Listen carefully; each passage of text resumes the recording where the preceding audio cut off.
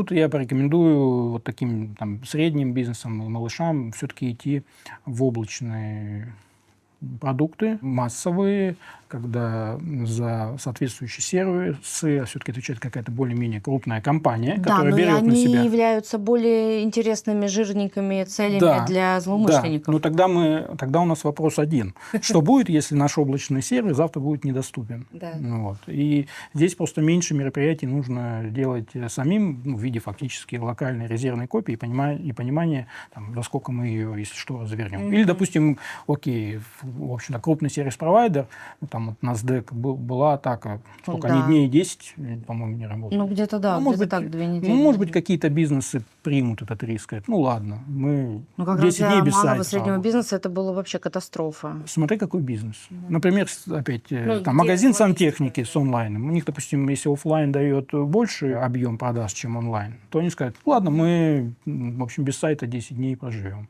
Если нет, тогда думайте, выбирайте альтернативы или думайте, как локально быстро запуститься.